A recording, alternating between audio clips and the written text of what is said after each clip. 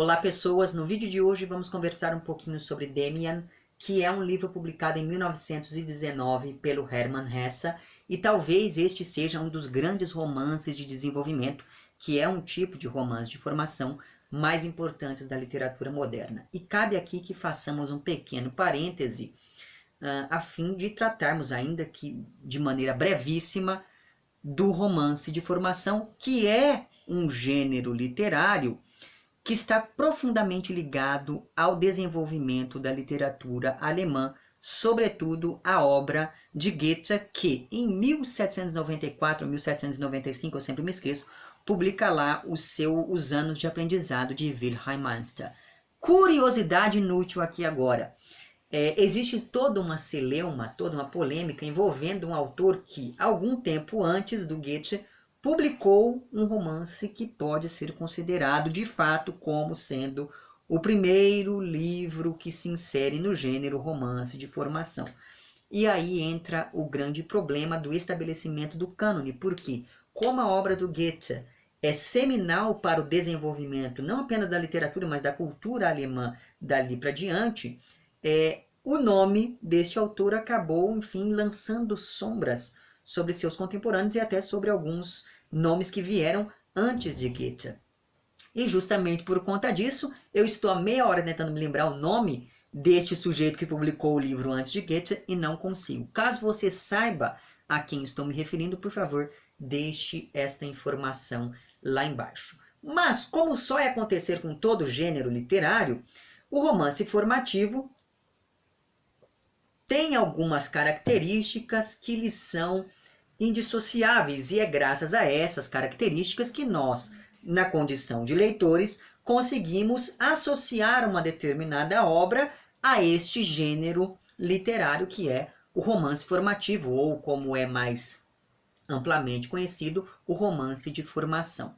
Pois bem, a questão é a seguinte: falar em romance de formação no fim do século XVIII é uma coisa, falar de romance de formação em 1919 é outra, porque aqui nós estamos falando de um autor que um ano depois do fim da Primeira Guerra Mundial decide estabelecer um franco diálogo com esse tipo de literatura que já estava consolidada na Alemanha, que é o romance formativo.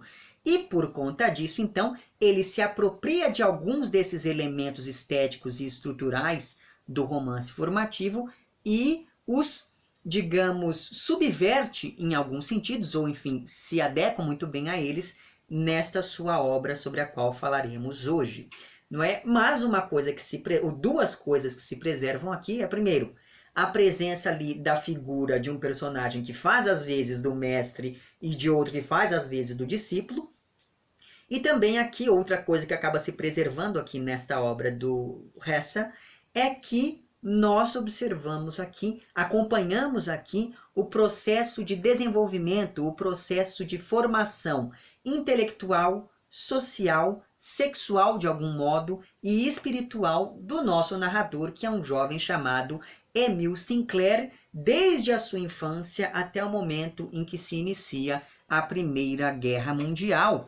E durante todo este período nós vamos acompanhando o processo de assujeitamento deste indivíduo, e daí você deve perceber, por conta disso, que existe uma diferença epistemológica entre a palavra sujeito e a palavra indivíduo, uma vez que o sujeito é o indivíduo na sociedade, o indivíduo diante do mundo e não mais circunscrito à sua própria subjetividade. Pois bem, isso é uma coisa que vai lá desde a análise do discurso, você tem uma série de discussões que tratam dessa diferença epistemológica entre esses dois termos.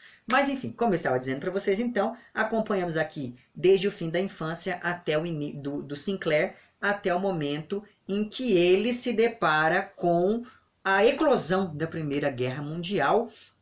Só que uma coisa curiosa é que o fantasma da guerra paira sobre todo o livro, graças a uma série de indícios que apontam para o fim daquele mundo conhecido, que vai ser uma coisa muito importante aqui, e é algo que recupera a temática do romance de formação, que é aquele romance que acompanha um sujeito deixando para trás aquilo que ele já conhece, e isso aqui cai como uma luva, não é? Nesse contexto do pós-Primeira Guerra. Mas existem também alguns outros indícios que apontam para a presença da guerra e que se adequam a todo um movimento de desarticulação digamos, da aristocracia diante de uma burguesia cada vez mais consolidada. E vamos nos lembrar que essa aristocracia desarticulada é, digamos, o grupo social a que pertence o nosso narrador aqui, que é o Emil Sinclair. Vamos nos lembrar também que a Primeira Guerra Mundial começa em 1914, termina em 1918, e o Hermann Hesse publica este livro em 1919, ou seja, ele olhou retrospectivamente para a história da Europa e justamente por conta disso, uma vez que ele fala de uma posição do futuro com relação à narrativa, é que a gente consegue enxergar e consegue, de certo modo, defender uma leitura que valorize indícios de que a guerra está aqui pairando sobre todas as ações desses personagens.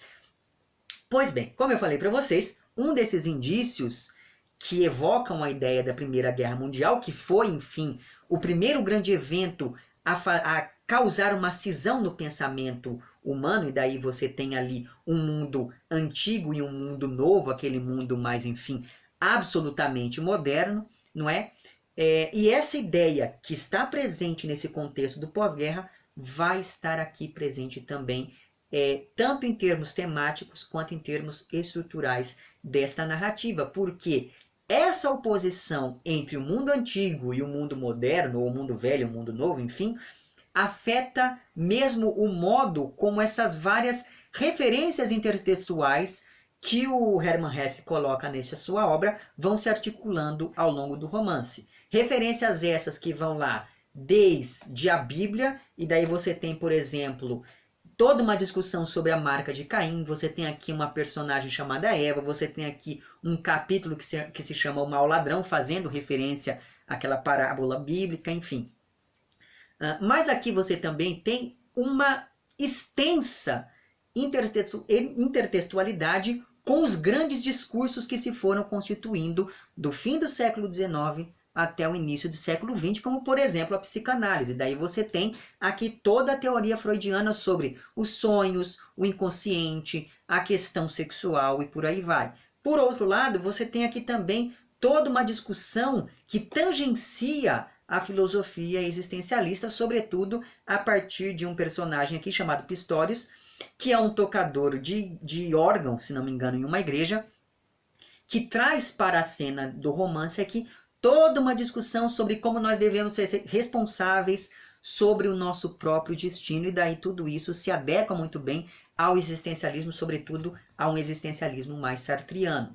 Mas talvez o grande autor com quem o Hermann Hesse dialogue aqui nesta sua obra seja mesmo nosso amigo Friedrich Nietzsche, porque aqui você tem descrito de uma maneira brilhante, de uma maneira absolutamente didática, conceitos nietzschianos como a vontade de potência, o niilismo para o Nietzsche, que é um niilismo totalmente diferente daquele que é apresentado por outros pensadores. Você tem aqui a ideia de pessoas ativas e pessoas reativas, e tudo isso esbarra muito bem e se adequa muito bem à discussão sobre Caim e Abel. Você tem aqui um mundo que é dividido entre uma esfera dionisíaca e uma esfera apolínea dessa realidade, e daí você tem tudo isso desde lá do Nascimento da Tragédia, que é um dos primeiros livros publicados pelo Nietzsche, se é que não foi o primeiro, sempre me confundo, mas enfim.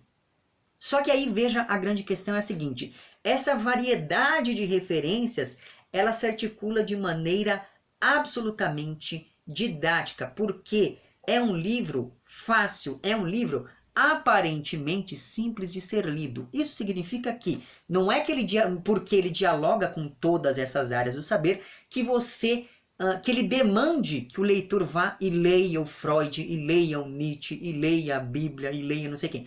Não, porque aqui ele explica cada um desses conceitos, só que de uma maneira tão poética que isso se insere muito bem no ritmo narrativo. Então, não é que ele para de narrar para falar. Então, segundo Nietzsche, no Nascimento da Tragédia, existe ali uma esfera apolínea. Ele não faz isso. Ele constrói esses personagens de modo a demonstrar literariamente todas aquelas teorias, todas aquelas, enfim, ideias que estão ligadas à filosofia nietzschiana, que estão ligadas ali ao surgimento da psicanálise e por aí vai. O romance, mais do que isso, pensando agora na obra em si, o romance tem um subtítulo que é História da Juventude de Emile Sinclair. E só nesse subtítulo nós já temos toda a ideia de que a temática do livro repousará em um período de transição, que é a história narrada é aquela que se debruça sobre a juventude do tal do Emile Sinclair aqui, que será o nosso narrador. Sobre isso existe um trecho na página 49 que me parece significativo, que é o começo do capítulo chamado O Mau Ladrão, que é o terceiro capítulo do livro, em que é dito o seguinte: poderia contar muitas coisas belas, delicadas e amáveis de minha infância, falar da aprazível segurança paterna, do carinho infantil, da vida simples e fácil no ambiente caseiro, luminoso e caro. Todavia, só me interessam os passos que tive de dar na vida para chegar a mim mesmo. Deixo resplandecer na distância todos os pontos de repouso, as ilhas encantadas e paraísos, cujo sortilégio provei e aos quais não desejo voltar. Ao evocar agora os anos de minha juventude, falarei apenas daquelas coisas novas que vieram desenraizar-me e impulsionar-me para frente. Então veja que aqui nesse trecho você tem claramente exposta qual é a intenção central deste narrador aqui ao nos contar as suas memórias. Só com isso já existe aqui uma questão de absoluta importância a ser considerada. Questão essa que se desdobra em algumas outras, porque nós temos aqui então um narrador em primeira pessoa, nós temos aqui que este narrador é um adulto que se debruça sobre o próprio passado, sobre a própria juventude, e em terceiro, nós temos aqui um narrador que não está apenas narrando, ele está também escrevendo esta matéria narrativa que repousa em sua memória. Então ele não está nem apenas lembrando, nem apenas narrando, ele está lembrando, narrando e escrevendo. Sobre isso, existe um trecho na página 63 desta minha edição aqui, em que o narrador diz o seguinte: ao reler as últimas palavras escritas, uma plena seriedade, que é o final do parágrafo anterior, volta-me repentinamente à memória outra cena, a mais impressionante de todas passadas entre Damian e eu naqueles tempos de meninos. Então veja que aqui você tem claramente a ideia de um narrador que está se lembrando, de um narrador que ele está narrando, mas um narrador que também está ali, enfim, escrevendo, e isso acaba sendo de uma importância muito grande para o nosso entendimento do romance, porque isso implica em uma narração esteticamente elaborada que se estrutura por meio de ciclos. E em cada um desses ciclos, que vão aqui, enfim, estar presentes nestes capítulos em que se divide o romance, é determinante a presença do personagem título, que é o tal do Damian, e eu vou chegar nele daqui a pouco. Pois bem, talvez seja por conta disso, por ser uma narração esteticamente elaborada, que este romance se equilibre o tempo todo entre o desenvolvimento psicológico nos 2 terços iniciais e o desenvolvimento espiritual, místico no terço final do romance, do tal do Emile Sinclair aqui, que será o nosso narrador, como eu já falei para vocês. E com isso eu já puxo uma outra questão que diz respeito às dualidades e tensões entre o masculino e o feminino. E uma coisa importante aqui é que todos esses personagens centrais vão ter ambos os aspectos masculinos e femininos, ligados de algum modo a si, física ou, enfim, psicologicamente. Você tem aqui o embate e uma tensão entre o antigo e o moderno, a qual já me referi. Você tem aqui um debate, uma tensão entre a aristocracia decadente, representada aqui pelo Emile Sinclair, e uma burguesia emergente, que é representada aqui pelo Franz Koma, que é um dos amiguinhos ali do Sinclair em sua adolescência. Você tem aqui personificadas as figuras de Caim e Abel, do eu e do outro, do racional e do irracional, quando nós pensamos ali nesse desenvolvimento psicológico, por um lado, mais místico e espiritual, por outro. E eu não estou aqui usando o termo irracional como um peso negativo. Não existe nada de negativo nessa nomenclatura a que eu estou me referindo a este livro. Só que talvez o grande foco dessas tensões, dessa narrativa, repouse na ideia de que existe um mundo luminoso e de que existe um mundo sombrio. E o trânsito entre este mundo luminoso e o mundo sombrio vai condicionar todas as ações desse personagem narrador aqui. Por quê? E daí é claro que convém agora que eu explique a você o que vem a ser esse mundo luminoso e o que vem a ser este mundo sombrio. Pois bem, o mundo luminoso diz respeito à ordem, diz respeito à harmonia, diz respeito a todo aquele ambiente familiar do Emile Sinclair. Além disso, o mundo luminoso é o mundo daquilo que é ideal, daquilo que é conhecido, daquilo que é, portanto, consciente, mas por outro lado, limitado, é o mundo da razão, ou em termos nietzschianos, é o mundo apolíneo. Por outro lado, você tem o mundo sombrio, que é o contrário de tudo isso, ou seja, trata-se do mundo do caos, da desarmonia, daquilo que é desconhecido, daquilo que é, portanto, ilimitado. Trata-se do mundo da superstição, do inconsciente, um mundo mais real e pouco ideal, um mundo externo ao ambiente familiar, ou, em termos nietzschianos, de novo, um mundo absolutamente dionisíaco, um mundo em que a sensação acaba se sobrepondo à ideia de razão. Agora, a existência desses dois mundos,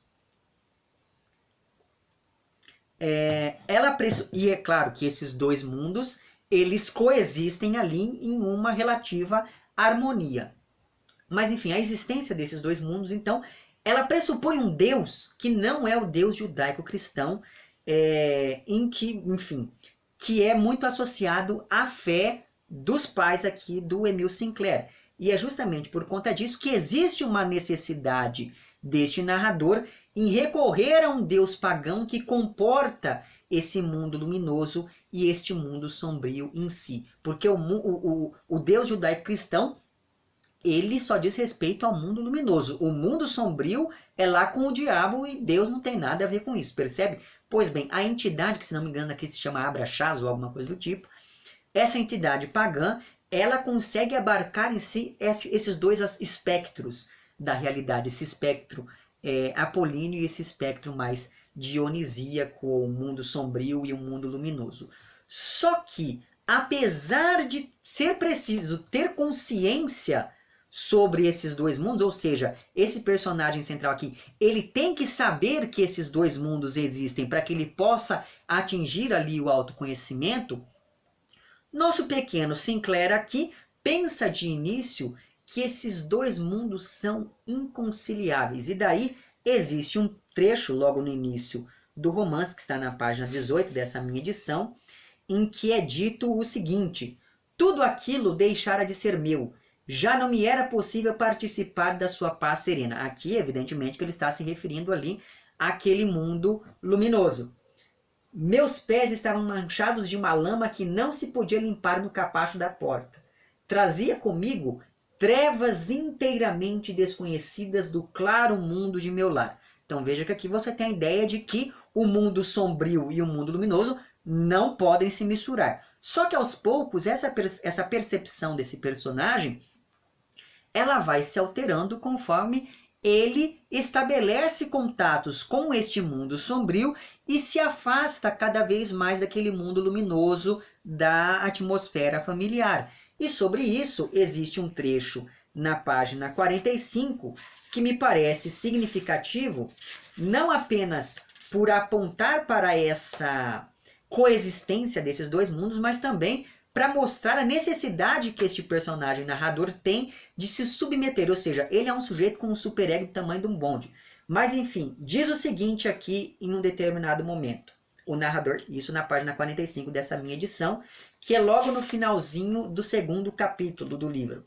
Liberto agora de Croma, tinha que buscar alguém a quem submeter-me, mas não podia andar sozinho, e meu cego coração escolheu a meus pais, escolheu o mundo luminoso, o velho mundo querido, embora soubesse já que não era o único. Então veja aqui, lá na primeira citação que eu li para vocês, né, do início do romance, o sujeito está falando, existe um mundo luminoso e ele não pode se envolver com o mundo sombrio. Aqui ele está falando, bom, existe um mundo luminoso, mas eu já sei que existe o outro ali. Então veja que aqui o processo de distanciamento dele dessa atmosfera familiar já deu-se início a todo esse processo de afastamento. E a partir do momento, a partir do contato que o Sinclair teve com o mundo sombrio, aquele mundo familiar e luminoso começa a lhe parecer cada vez mais imperfeito, cada vez mais falho. E ele entra em contato com este mundo sombrio a partir de uma mentira que ele conta ali aos colegas para se vangloriar. E como ele deu muitos detalhes, todo mundo sobre essa mentira, todo mundo acaba acreditando na história. E um destes colegas, e daí é claro que eu não vou ficar aqui me debruçando e falar, então ele conta a historinha de não sei o quê. Não, quer saber do que ele conta, a mentira que ele conta? Leia o livro que é mais legal.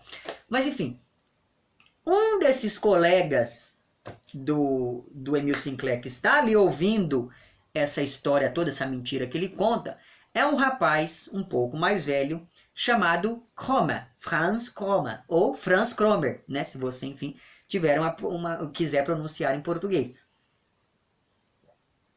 O Cromer, ele passa, então, ele ouve toda aquela história e ele é uma figura absolutamente ardilosa. Não é? Ele, enfim, conhece muito mais o mundo sombrio do que o Sinclair, que ainda estava só ali de boas no mundo luminoso. Pois bem, o Cromer ouve toda aquela lorota, não é? E começa, então, a chantagear o Sinclair. Ele fala, olha, se você não fizer o que eu estou falando, eu vou contar para todo mundo essa história que você me disse. E daí o Sinclair, como não queria ficar mal, não queria falar que mentiu, acaba aceitando. E a relação que se desenvolve entre esses dois sujeitos é tão tóxica que o nosso narrador aqui chega inclusive a sonhar com o tal do Franz Cromer ali. Então ele vai se transformando, o Sinclair, ele vai se transformando em uma outra pessoa. Então ele passa a ser um menino mais retraído, mais deprimido, mais malcriado, mais desatento e por aí vai. Portanto, a relação entre ambos afeta todos os aspectos da vida do Emile Sinclair. E existem aqui duas coisas envolvidas neste contato entre o narrador e o Cromer que eu acho que valem a pena ser mencionadas pelo menos. A primeira dessas coisas diz respeito à relação conflituosa entre aquela burguesia emergente representada pelo Cromer, porque ele é um sujeito que pertence a uma classe mais baixa, e a aristocracia decadente a que pertence Emile Sinclair. Então veja que você tem ali a coexistência entre esses dois estratos sociais, e dessa coexistência existem, enfim, alguns momentos de choque, alguns momentos de tensão. E este capítulo que trata desse evento do início da adolescência aqui do Sinclair, é um evento que, pelo menos a partir da minha leitura, demonstra muito bem essa relação conflituosa entre essas duas classes lá na Alemanha do início do século XX. Pois bem, esse é o primeiro dado importante que a gente pode depreender a partir da relação entre Sinclair e Franz Cromer. A segunda coisa que me chamou bastante atenção é o quão reprimido é este nosso amigo narrador, porque ele sempre foi absolutamente protegido pelos pais e absolutamente tolhido pela família, pela igreja, pela escola e etc. Ou seja, ele tem um superego do tamanho de um bonde, como eu falei para vocês, não é? E isso acaba fazendo com que ele não esteja preparado para as vicissitudes daquele mundo fora do ambiente familiar. Eu tenho certeza que você deve conhecer alguém que, enfim, se encaixa muito bem nessa minha descrição que eu fiz agora do nosso amigo Emil Sinclair. Pois bem, tudo poderia seguir nessa mesma toada, não fosse um dia chegar na escola um rapaz chamado Max Damian, que será então o personagem título do romance. Então veja, uma coisa muito interessante na estrutura do livro é o tempo que o personagem título demora a aparecer, porque você poderia muito bem pensar que Damian é o nome do narrador, aí você descobre que não é. Você poderia pensar, é o nome desse amigo que vai infernizar ele. Não, também não é. O Damian só aparece lá pro fim do primeiro, quase no segundo capítulo. Pois bem,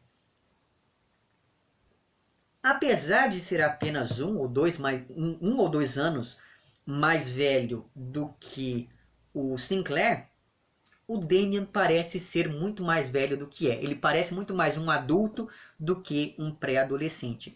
E isso faz com que este personagem seja descrito como um ser quase etéreo, um ser sem quaisquer contornos definidos.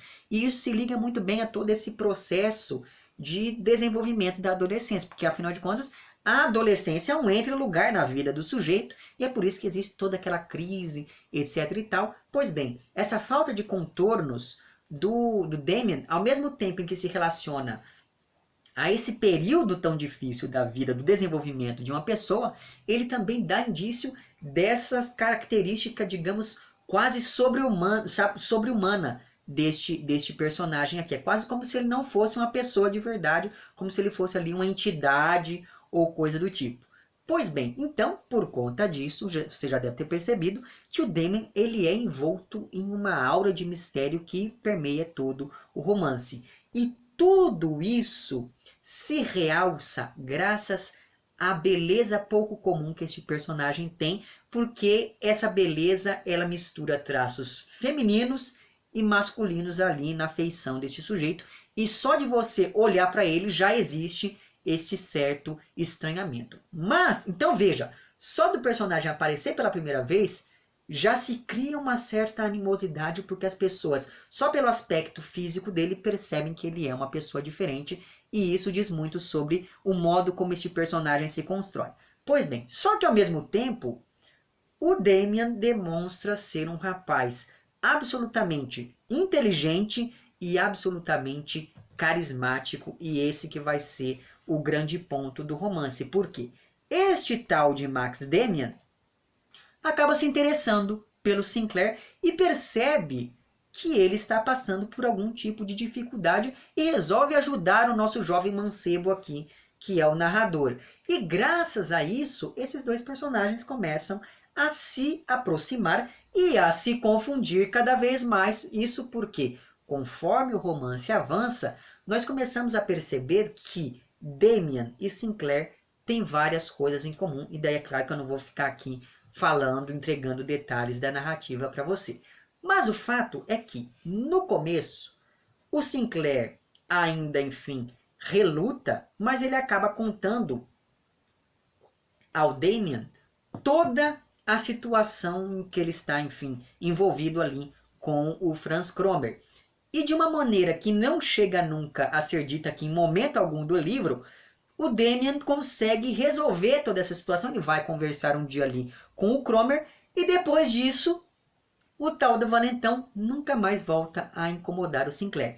E a partir deste momento, assumindo ali as suas devidas posições de mestre e discípulo, o Damian e Sinclair, respectivamente, passam a se tornar cada vez mais próximos, ainda que eles não estabeleçam um contato contínuo. Eles têm um momento ali em que eles estão muito próximos, aí depois eles ficam um ano sem se ver, aí depois eles se reencontram e por aí vai. Só que ainda assim, eles sempre vão, apesar dessa intermitência no relacionamento entre eles, os dois personagens sempre vão se reencontrar curiosamente e se reaproximar ali, curiosamente nos períodos de transição de uma fase para outra da vida do narrador. E esses momentos de transição são sempre importantes para que a gente possa entender o processo de amadurecimento, o processo de assujeitamento do Emil Sinclair aqui.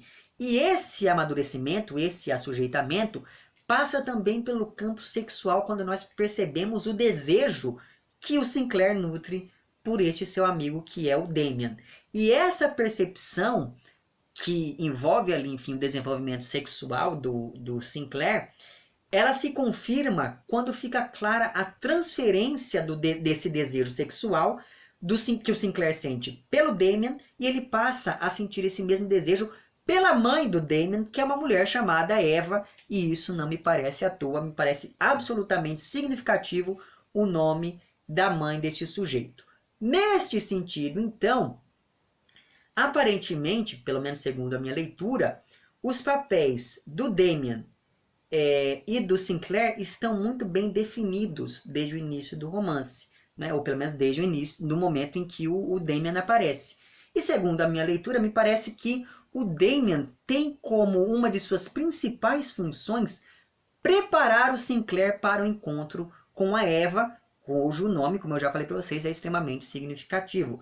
E essa transferência do desejo acaba levando, por exemplo, a um sonho em que o Sinclair visualiza a si próprio como um rio, e esse rio deságua no mar, e esse mar representa ali a Eva. Então veja que é um sonho absolutamente sexual, ele é um sonho que diz muito respeito àquela ideia do Freud da manifestação do inconsciente e etc e tal. Só que antes deste contato entre o Sinclair e a Eva, o nosso jovem narrador aqui passa por todo um processo de aprendizagem a partir da relação que ele desenvolve com o Damien. E talvez o momento inicial desse processo de aprendizagem seja mesmo aquele em que o Damien apresenta ao narrador uma outra interpretação da narrativa bíblica sobre Caim e Abel. E nessa reinterpretação, o Caim é visto como um herói, enquanto o Abel é visto ali como um covarde. Lembra lá?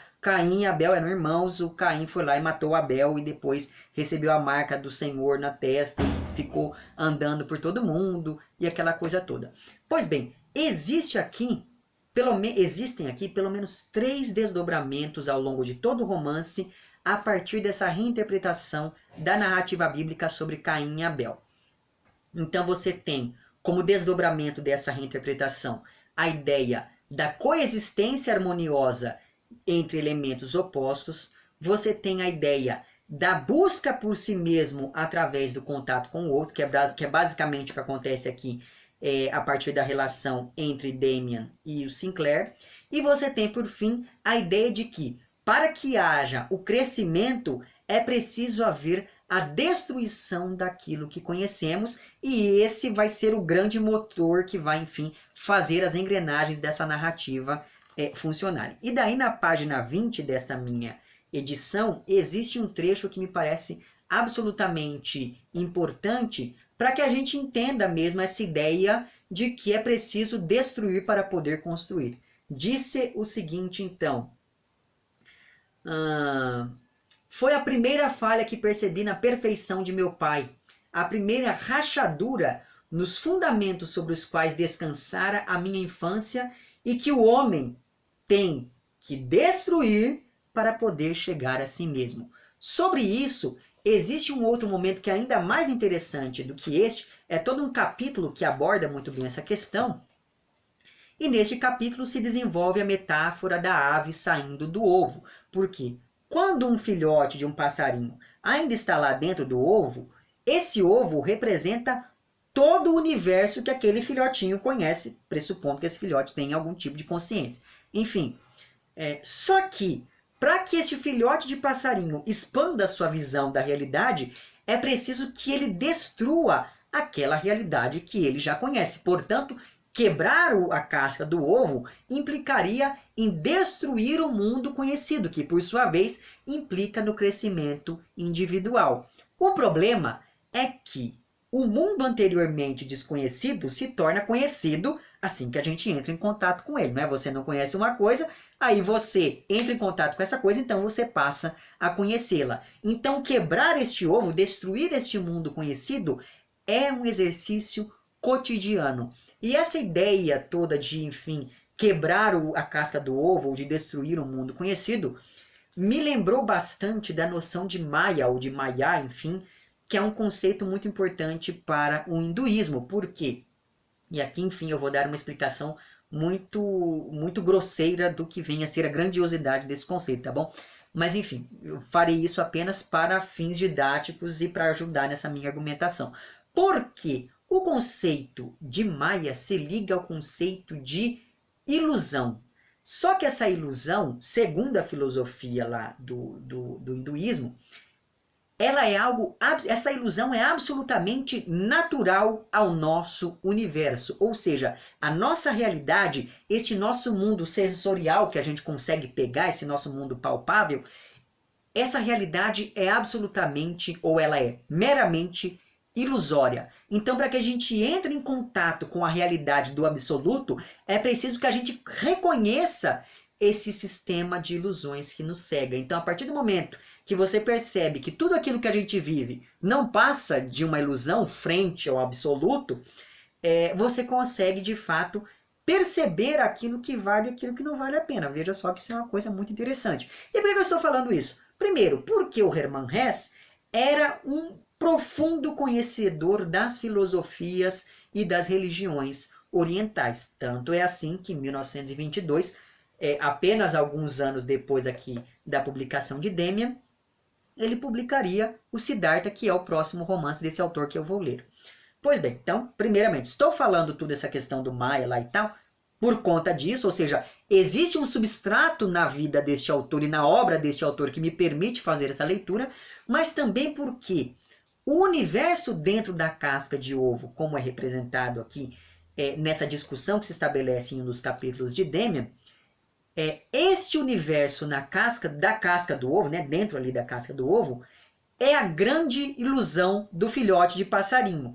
Esse filhote de passarinho pensa que aquilo que ele está vendo dentro do ovo é a única realidade possível.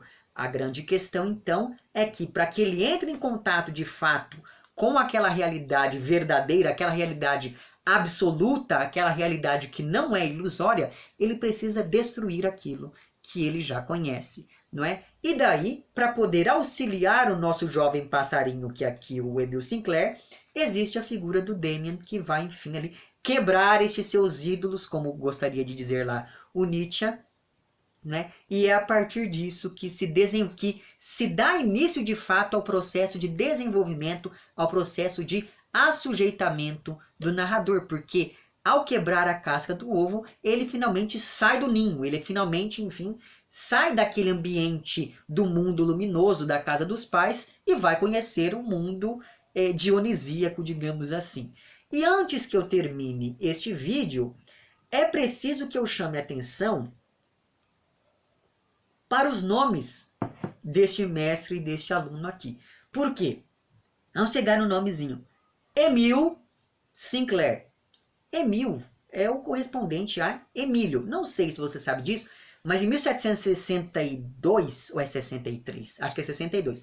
Em 1762, um camarada chamado Rousseau publica um livro chamado Emílio ou da Educação, que é aquele livro que ele fala da relação do homem com a sociedade. Pois bem, pensando ali em uma relação de aprendizagem mesmo. Pois bem, né? Então, você tem ali o nome Emil, que seria o equivalente a Emílio, e todo este nome já traz essa carga que se liga lá à publicação do livro do Rousseau em 1762. E daí você tem o sobrenome do Emil, que é Sinclair. A palavra Sinclair, o nome Sinclair, ele pode ser dividido, né? Você tem ali o sin, que é o pecado, em inglês, por exemplo, né? E daí você tem toda uma ideia da escuridão, e você tem Clair, que seria ali o equivalente a luz, claridade em línguas como, por exemplo, o francês. Não me parece que isso seja algo despropositado, que foi só uma coincidência que o menino tenha toda essa carga ideológica, digamos assim, não é? E literária e filosófica em si, nos seus nomes. Não me parece que isso seja à toa, porque os nomes do nosso narrador aqui dão toda uma ideia da totalidade entre o civilizado e o primitivo, o consciente e o inconsciente, quando nós pensamos nessa oposição claro e escuro lá do Sinclair, e por aí vai. E isso é algo que se liga a toda a trama, a todo o resto da trama do romance. E daí você tem o nome do Damian, que lembra muito a palavra daimon. Por quê? E essa palavra daimon é muito interessante porque quando você pega lá, se não me engano, é a Teogonia do Hesíodo, ou é nos Trabalhos e os Dias? Acho que é na Teogonia mesmo. Mas enfim, quando você pega lá a Teogonia, o Hesíodo diz que os daimones, eles eram sujeitos nobres que depois acabaram virando ali, graças à intervenção de Zeus, entidades que vigiam e ajudam os mortais em suas decisões. Com o tempo, este termo, daimon, foi sendo associado ali à ideia da voz da consciência, ainda que na Grécia Antiga não existisse a ideia de uma consciência tal qual nós a entendemos hoje em dia. E o caso mais famoso de um daimon é o dos demônios do Sócrates, porque a palavra daimon pode ser traduzida como demônio, não no sentido judaico-cristão da palavra, tá bom? Mas enfim, então um dos casos mais famosos de daimon é dos demônios de Sócrates. Porque o Sócrates dizia que ele ouvia uma voz que lhe dizia o que ele deveria fazer ou não fazer. Só que esta voz, este daimon, fazia isso, ele, enfim, aconselhava o Sócrates, desencorajando este filósofo de fazer aquilo que ele realmente queria fazer. Ou seja, sabe aquela pessoa que diz assim, se eu fosse você, eu não faria isso. Pois bem, veja que coisa interessante. O nome do Sinclair, ele tem essa ideia da oposição. Mas o nome do Damian também, quando a gente recupera essa ideia do daimon, que é essa entidade que ajuda os meros mortais, e quando nós pensamos no caso específico do daimon do Sócrates, que é essa figura que faz com que ele faça uma coisa negando outras. Essa oposição entre a afirmativa e a negativa acaba, enfim, se coadunando muito bem a todas as outras tensões que a gente acompanha ao longo de todo o romance. Então veja como os nomes desses dois personagens já evocam este movimento entre opostos, e entender este movimento é fundamental para que a gente entenda o romance como um todo. Muito bem. A ideia aqui, então, foi, na verdade, refazer um vídeo que já existia aqui no canal, mas eu acabei tirando. Porque é aquela coisa, né? A gente vai relendo, aí a gente vai, enfim, lendo outras coisas, amadurecendo o nosso modo de se aproximar do texto. E daí eu falei, bom, já que eu vou refazer aquele vídeo, vou tirar o anterior do canal. Né? E algumas pessoas já vinham me cobrando este vídeo há algum tempo, então, ei-lo, né? Porque eu tardo, mas eu tento não falhar. E daí, durante essa minha leitura, eu quase desmaiei. Por quê? Eu não sei se vai dar para vocês verem isso, mas olha aqui, eu tenho este livro desde os anos 2000. Isso significa que faz aí, fácil, 19 anos desde que eu li este livro. É claro, pode ser que eu não lembro de ter lido este livro assim que eu o ganhei. Mas a gente tem que, né, considerar que eu também não demorava muito, porque na época eu não tinha tanto livro para ler assim também. Enfim, então veja que já faz um tempo considerável que eu li este livro pela primeira vez, e isso acaba implicando que a minha leitura vá se modificando cada vez mais, porque, sei lá, eu acho que já é a 10ª vez que eu entro em contato com este texto, e a cada releitura eu descubro coisas novas, enfim. Eu entendo que algumas pessoas não gostem deste livro, porque principalmente no último momento dele, né, se a gente dividir o livro em 3 partes, na terceira e última parte, ele assume um caráter mais místico que pode incomodar algumas pessoas. Eu particularmente não me sinto incomodado com isso, ainda que eu não seja lá uma pessoa religiosa e que acredita... Não.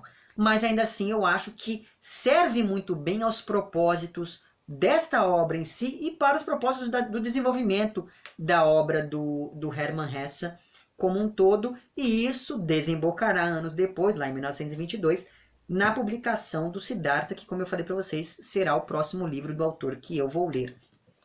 Existem outras edições muito mais bonitas do que esta minha aqui, disponíveis no mercado, mas até onde eu sei, elas também têm como tradutor o Ivo Barroso, e essa tradução está muito boa, diga-se de passagem. Enfim, Mas apesar de eu saber que existem 500 outras edições, eu não me livro dessa por conta da questão afetiva, não é? Eu acho que esse daqui foi um dos primeiros autores assim de peso que eu li, né? Eu já falei para vocês que o meu avô e a minha avó, eles me incentivaram a ler desde muito cedo. E um dos primeiros livros assim que eu peguei para ler, e na minha casa não tinha livro de criança, então eu tinha que ler o que tinha na mão, né? E daí um dos primeiros livros que eu peguei para ler foi aqui, o Damien, quando meu avô falou assim, você deveria ler, toma aqui, ó, pode colocar lá na sua estante. Porque ele tinha a estante dele e eu tinha a minha estantezinha ali com 2 ou 3 livros. Né? E esse daqui foi um dos primeiros, então eu tenho toda uma relação afetiva, não apenas com a obra em si, mas com este objeto, o livro mesmo. Então, por conta disso, não me desfarei dele nunca. Enfim, já estou me estendendo demais, não é verdade? Por essas anedotas familiares do Nicolas. Bom, em todo caso, vou deixar lá embaixo o link para onde você pode comprar este livro em uma edição mais recente. E daí, fazendo isso, você me ajuda, todo mundo fica feliz, tá bom? É isso então, se você tiver algo a acrescentar a este vídeo, não esqueça de dizer lá embaixo nos comentários. Se você não tiver gostado do vídeo, deixe lá embaixo seu comentário também. E é isso, se você gostou desse vídeo, por outro lado, não deixe de curti-lo e de compartilhar. E eu agradeço desde já a você aí que se inscreveu neste canal, certo? Um amplex para vocês todos, até o próximo vídeo e tchau!